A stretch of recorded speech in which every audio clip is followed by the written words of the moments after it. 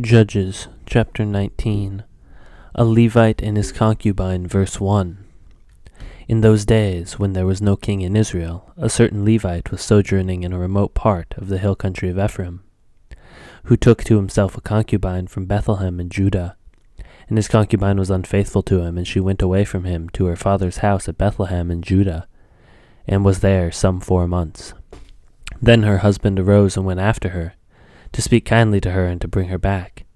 He had with him his servant and a couple of donkeys. And she brought him into her father's house, and when the girl's father saw him, he became with joy to meet him.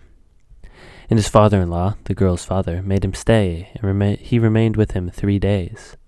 So they ate and drank and spent the night there. And on the 4th day they arose early in the morning, and he prepared to go. But the girl's father said to his son-in-law, "Strengthen your heart with a morsel of bread, and after that you may go." So the two of them sat and ate and drank together, and the girl's father said to the man, "Please, and to spend the night, and let your heart be merry." And when the man arose to go, his father-in-law pressed him, till he spent the night there again. And on the 5th day he arose early in the morning to depart, and the girl's father said, "Strengthen your heart, and wait until the day declines." So they ate, both of them.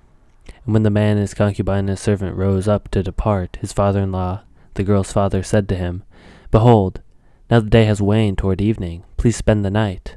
Behold, the day draws to its close. Lodge here and let your heart be merry, and tomorrow you shall arise early in the morning for your journey and go home." But the man would not spend the night. He arose and departed and arrived opposite Gibeah, that is, Jerusalem. He had with him a couple of saddled donkeys, and his concubine was with him. When they were near Gibeah, the day was nearly over, and his servant said to his master, "Come now, let us turn aside to this city of the Jebusites, and spend the night in it."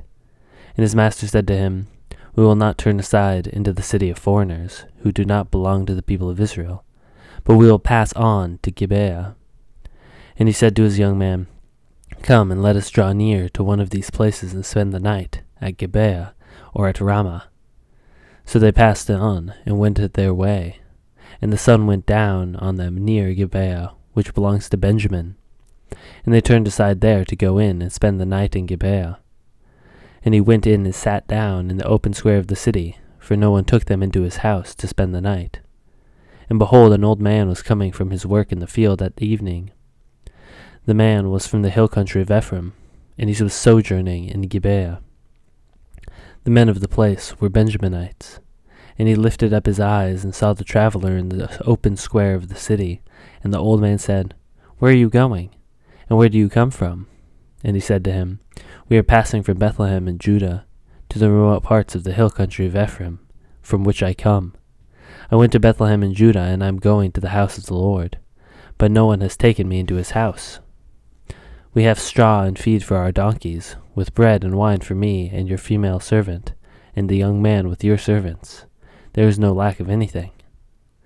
And the old man said, "Peace be to you.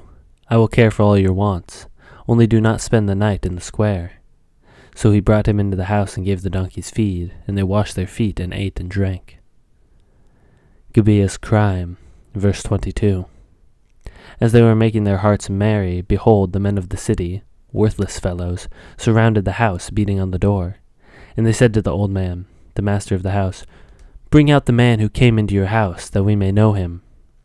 And the man, the master of the house, went out to them and said to them, "No, my brothers, do not act so wickedly, since this man has come into my house.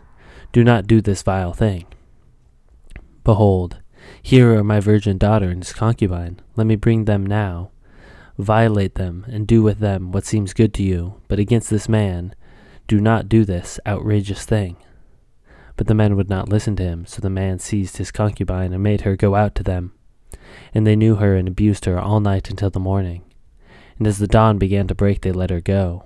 And as morning appeared, the woman came and fell down at the door of the man's house where his master was, until it was light. And her master arose in the morning, and when he opened the doors of the house and went out to go on his way, behold, there was his concubine lying at the door of the house, with her hands on the threshold. He said to her, "Get up, let us be going." But there was no answer. Then he put her on the donkey, and the men arose and went away to his home.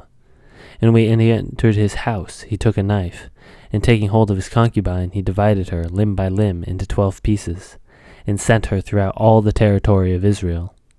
And all who saw it said, "Such a thing has never happened, or been seen from the day that the people of Israel came up out of the land of Egypt until this day. Consider it, take counsel, and speak."